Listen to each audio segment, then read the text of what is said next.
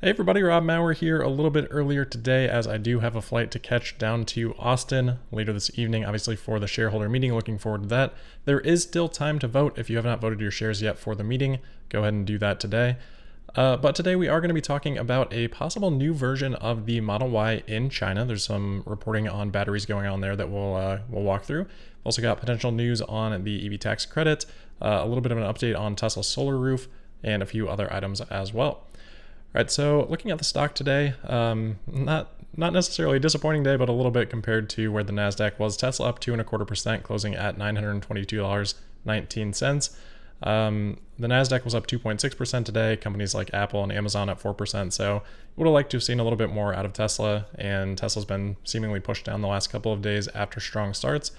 So I don't know if people are just waiting for the shareholder meeting or what's kind of going on this week, but green days, although not quite as green as what we might have hoped to see from some of the other action in the stock market.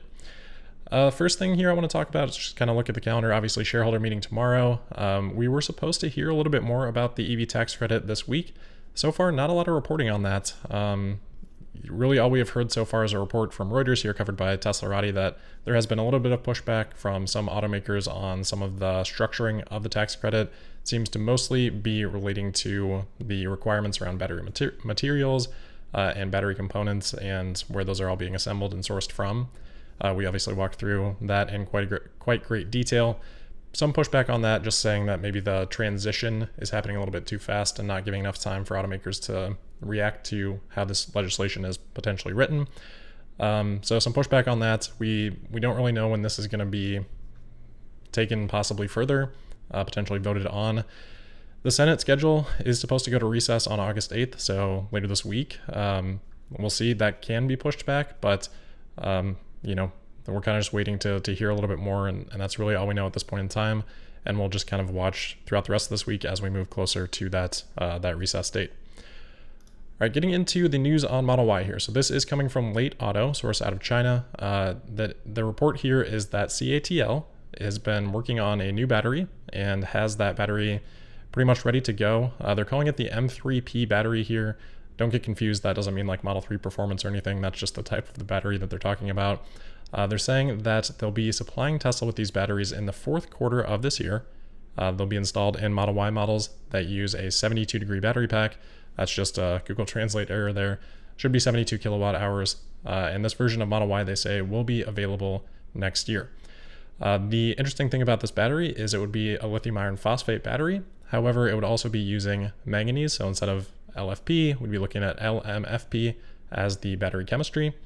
And they do also say here that according to industry insiders, the energy density of these M3P batteries, again, just the type of battery here, is about 15% higher than that of lithium iron phosphate batteries, reaching 210 watt hours per kilogram, and the cost is comparable to that of lithium iron phosphate batteries.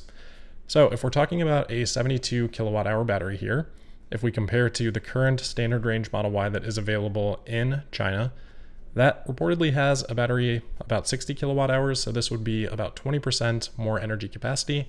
And if we look at the energy density figure here, it's presumably coming in at a very similar weight to that of the current LFP batteries that Tesla would be using in those standard range vehicles in China. Obviously the Model Y standard range not available here unless we count the Giga Texas, which is a little bit different of a configuration. So what's kind of interesting here is if we look at the current design studio for Tesla China, we can see that that standard range has a estimated range on the CLTC test cycle, very important there to consider, of, I know I'm covering it up here, but 545 kilometers. Let me just see if I can move myself here really quickly so you guys can even see that. Yeah, there we go.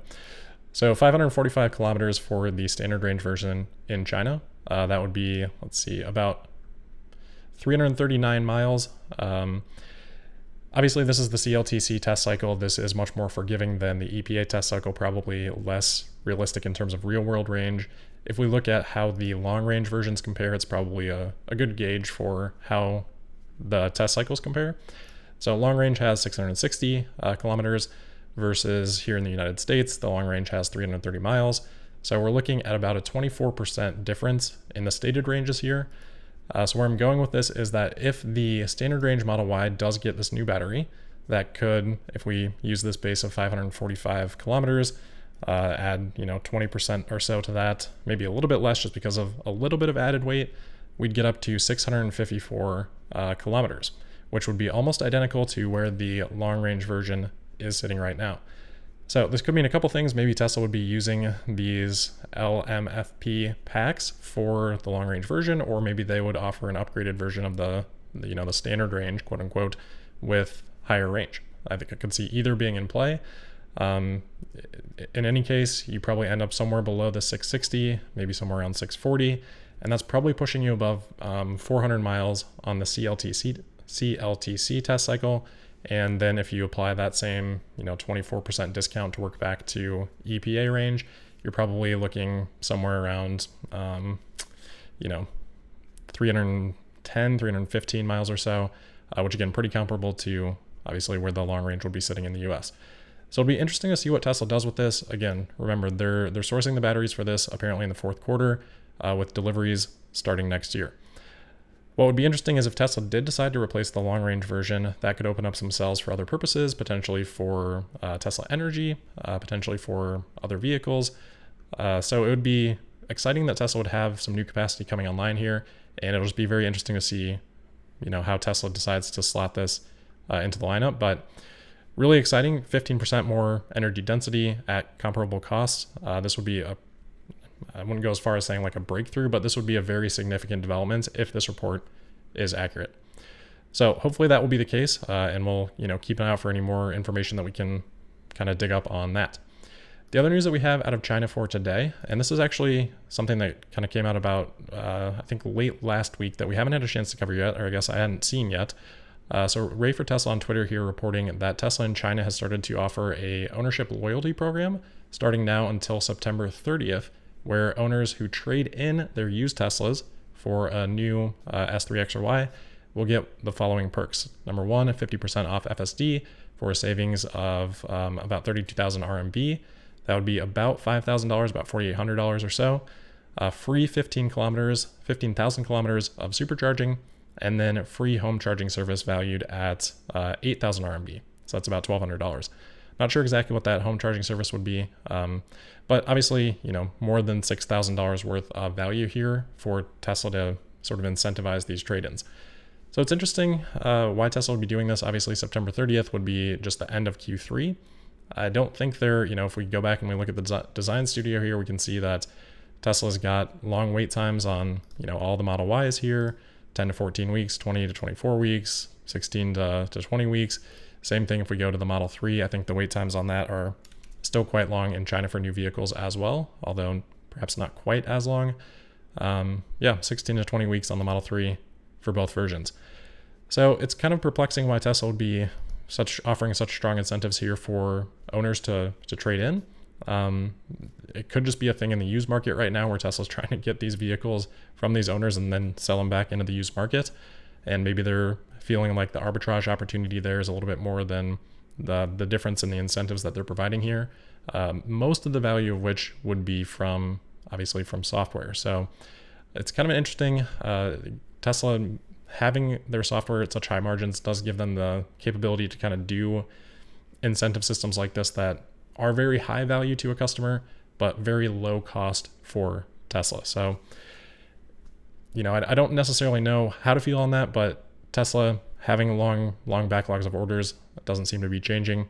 Obviously, production should be increasing very rapidly here with the upgrades from China, finishing Model Y already being finished and Model 3 finishing later this week. So let me know in the comments what you guys think on that incentive that we're seeing here from Tesla China. Again, not something that I think is concerning. Obviously, Tesla's worldwide demand is very strong, but sometimes regionally they can do these things to just kind of balance things out.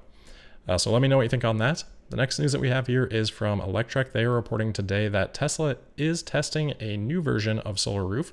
They're saying this is Solar Roof version 3.5, currently deployed at employee homes for testing. Now, unfortunately, that's really all the news that we have on this at this point in time. Electrek had previously reported that Tesla has stopped doing installations of Solar Roof themselves. Doesn't mean that Solar Roof installations aren't happening. Suppliers or I guess third-party installers are still working on those installations. but Tesla has reportedly stopped those for the past few months and looking to begin those back again in Q4, which is apparently when they would hope to start deploying the Solar Roof version 3.5. So again, unfortunately, not a lot more details on that, but any iteration I think is very welcome news for us on the Solar Roof. All right, next up here, we've got an update from Munro. They continued their teardown of the 4680 Model Y pack. Not a lot from this that we can take away. They're mostly talking about the current collectors that we can see here on the top. They noted some improvements that Tesla has made in this version from the previous Model Y that they had. Noted some of the things that they have taken over from the Plaid Model S that are also being applied here with the 4680 structural pack in the Model Y. Overall, they're continue to be impressed by what they're seeing. But not a lot that, as a non-engineer that I can take away and communicate from this video, but still some pretty interesting details that they walk through. They are still thinking that there are 828 cells in this pack. And they also said that this would be a major step up in volumetric energy density, if not gravimetric energy density as well. So we'll continue to learn more about that as they continue the teardown, but that is where they're at right now. They've obviously gotten a couple of cells out of the pink polyurethane there, or whatever that material is. So hopefully we'll be learning a lot more from Munro soon. And then we've got just a couple more things here. First, an update on the Model S and X for Europe. I know people have been waiting a excruciatingly long time for any updates here. We now finally have some updates here from Tesla. Looks like they are going to be, they've started to take orders again for these Model S and X vehicles in Europe, which, they weren't taking orders for a while. People with old orders I've seen have estimated delivery dates as early as November. I'm not sure if there are any out there that are earlier, and it looks like new orders, Tesla is estimating sometime between December and February, at least for the Plaid version of the S and X. So definitely an exciting milestone. It looks like Tesla will start to export in Q4. I would imagine they'll start that right as the quarter boundary flips and kind of go back to that wave that we're so used to seeing from Tesla on other vehicles throughout their history.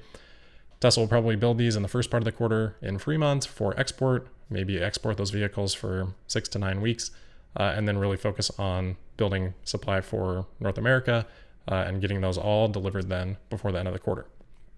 So I'd expect that's something that we'll see, meaning, first ships leaving or first production early October, shipping over to Europe, probably first deliveries later in October or early November.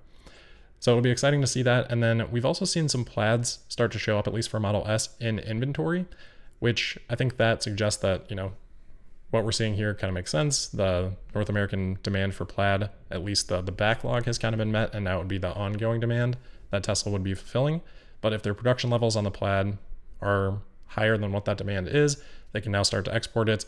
And even as they start to export, might make sense to build a little bit of a backlog on these, $150,000 vehicles in North America, just to have them available if anybody does want them during that period of time where they are exporting. So I think from that piece of data, totally makes sense what we're seeing here from Tesla on the exports, and hopefully we'll be seeing some customers taking deliveries pretty soon in the EU. Also on Germany today, we do have an update here on the sort of ongoing issue with nuclear power in Germany. Obviously, previously they have started to phase out their nuclear plants. They had 6 of them that were active last year. That's been phased down to 3, and those were supposed to phase out at the end of this year. There's been a lot of criticism of that now that Germany is facing energy challenges in general. So today, the Chancellor, Germany, said that it can make sense potentially to keep those 3 that are remaining operable operating beyond the end of this year. So not a final decision, but leaving the door open at least for that.